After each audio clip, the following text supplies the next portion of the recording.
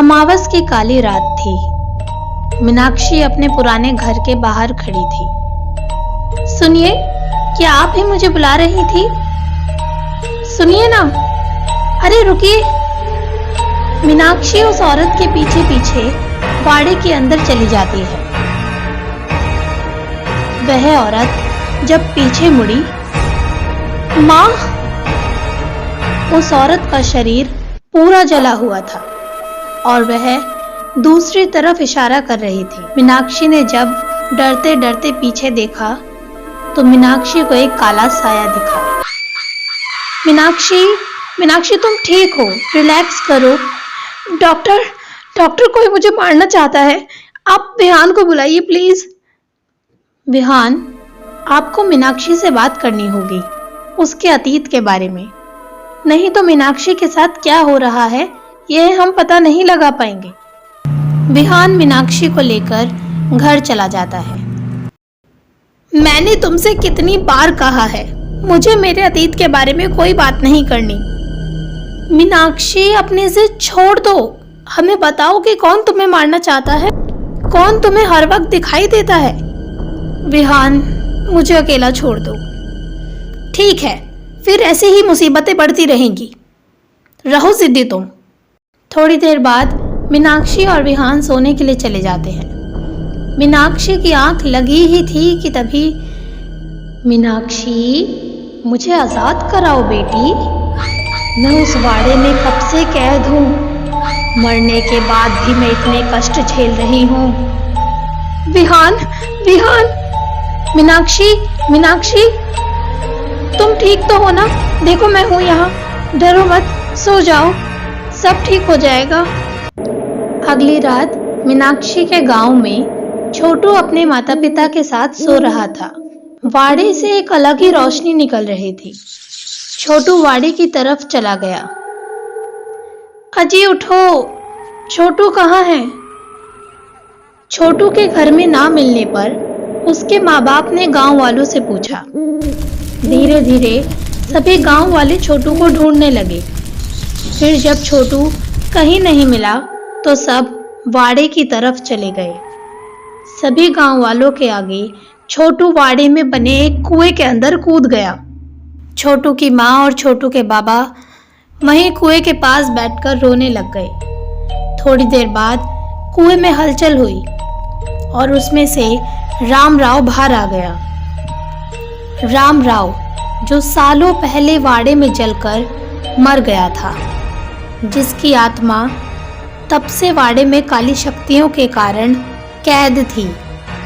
राम राव का वाड़ा काली शक्तियों से घिरा हुआ था, जिसके प्रभाव में आकर छोटू ने कुएं के अंदर छलांग लगा दी। छोटू की हत्या ने राम राव की आत्मा को आजाद कर दिया था।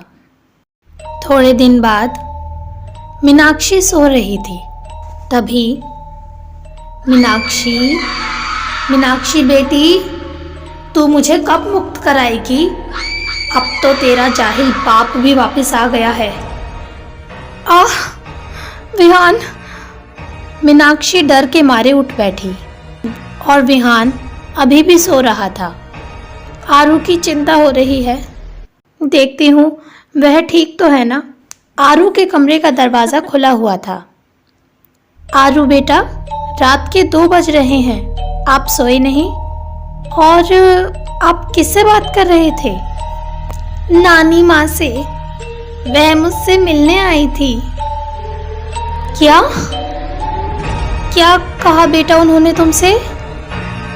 यही कि तुम्हें दिखाई नहीं देता कि मैं कितने कष्ट झेल रही हूँ। उस हादसे के बाद से मैं वहीं पर कैद हूँ। माँ, मेरी बेटी को छोड़ दो। इसने तुम्हारा क्या बिगाड़ा है? विहान, विहान जल्दी आओ। तभी विहान की भी आंख खुल जाती है। मीनाक्षी, दरवाजा खोलो, क्या हो रहा है अंदर? मीनाक्षी! आरू थोड़ी देर तक हवा में ऊपर झूलती रही, फिर नीचे बिस्तर पर गिर पड़ी। अब तो हद ही हो गई। उस शैतानी आत्मा ने अब आरू पर भी हमला कर दिया। विहान, वो मेरी माँ है। क्या?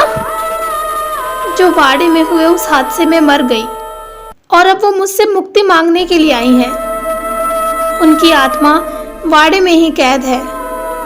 अब हमें उस वाड़े में ही जाना होगा। देखो मीनाक्षी, वहां जाकर हम उस वाड़े को तुड़वा देंगे, शायद तब कुछ सही हो जाए। अगले दिन वह सभी मीनाक्षी के गांव की तरफ निकल गए। रात ज्यादा हो गई थी तो वह एक लॉज में रुक गए, लेकिन लॉज उस वाड़े के बिल्कुल पास था। रात के समय, मम्मा उठो, क्या हुआ आरू बेटा? उसके बाद आरू भागती हुई वाड़े की तरफ चली गई। आरू, आरू रुक जाओ बेटा, कहाँ जा रही हो? क्या हुआ मीनाक्षी? आरू वाड़े की तरफ जा रही है। क्या? मीनाक्षी भी भागती हुई वाड़े की तरफ गई। मीनाक्षी, आरू रुक जाओ। मीनाक्षी जैसे ही वाड़े के अंदर गई, दरवाजा अपने आप बंद हो गया। आरू बेटा, आरू, मम्मा के पास वापस आ जाओ बेटा। आरू को उस अंधेरे वाड़े में मीनाक्षी ढूंढती अंदर की ओर चली गई। मम्मा, मम्मा, ये तो आरू की रोने की आवाज है। आरू बेटा। उसने देखा आरू एक शीशे के अंदर कैद थी। बेटा ये कैसे हो गया? मम्मा मुझे निकालो, मुझे यहाँ बिल्कुल अच्छा नहीं लग रहा। तभी मीनाक्षी की माँ आरू के पास आकर खड़ी हो गई और आरू का हाथ पकड़कर उसे ले जाने लगी। माँ रुक जाओ, क्या बिगाड़ा है हमने तुम्हारा? माँ मेरी बेटी को छोड़ दो, माँ रुक जाओ। मीनाक्षी के पीछे रामराव आ चुका था। उसने मीनाक्षी को इतनी जोर से शीशे के अंदर देकर मारा कि वह बेहोश हो गई। थोड़ी देर बाद उसे होश आया। उसे धुंधला धुंधला सा कुछ दिखा। आरू, ये तुम हो बेटा? आरू नहीं बेटा, अंदर मत जाओ। ये तो वही कमरा है जहां पापा मासूम बच्चों की बलि देते थे। कहीं बाबा आरू के साथ भी तो। रामराव ने आरू को बालों से उठाया और उसकी गर्दन धड़ से अलग कर दी। आरू! फिर रामराव मीनाक्षी की तरफ बढ़ा, जो उस समय सदमे के मारे हिल भी नहीं पा रही थी। उसने मीनाक्षी की गर्दन पकड़ी। मीनाक्षी की सांसें बस जाने ही वाली थी कि तभी उस निशान में इतनी ताकत थी कि उस निशान के लगातार वार ने रामराव को खत्म कर दिया। जखोबा और मीनाक्षी बाहर आई। मीनाक्षी ने विहान को बताया, आरू अब इस दुनिया में नहीं रही। क्या?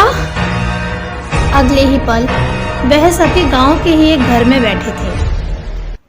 आप कौन हैं और आप हमें कैसे जानते हैं? बेटा मैं तुम्हें बहुत करीब से जानता हूँ।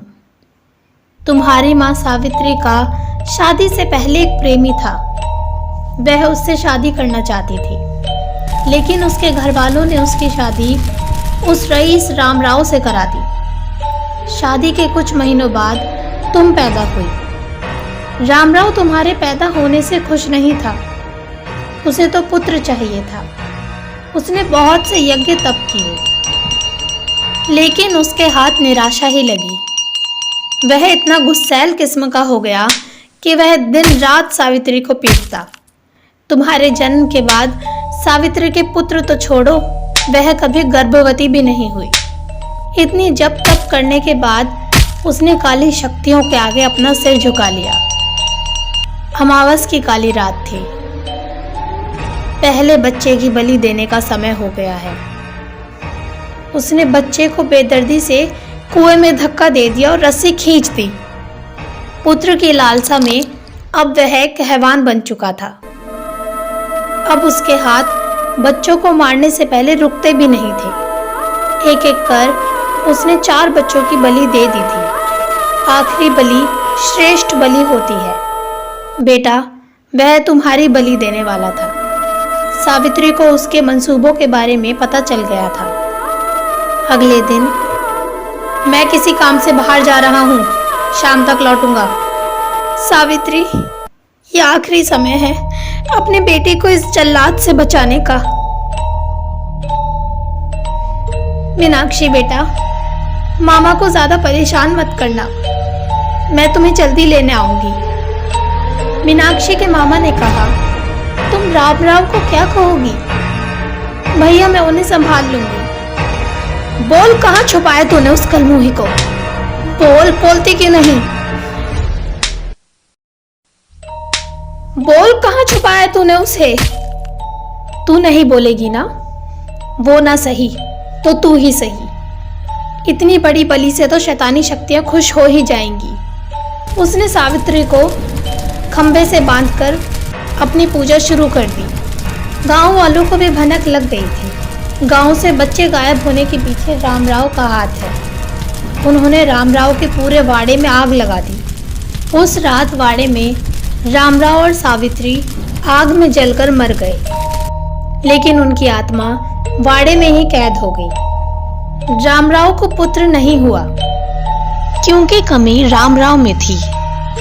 मीनाक्षी, रामराव तुम्हारा बाप नहीं था, तुम्हारा बाप मैं हूँ। सावित्री का वह प्रेमी मैं ही हूँ। क्या? लेकिन इन सब में मेरी आरू चली गई। नहीं बेटा, सावित्री ने आरू को रामराव से बचाया है। वह सावित्री ने रामराव को आरू की छवि दिखाई थी।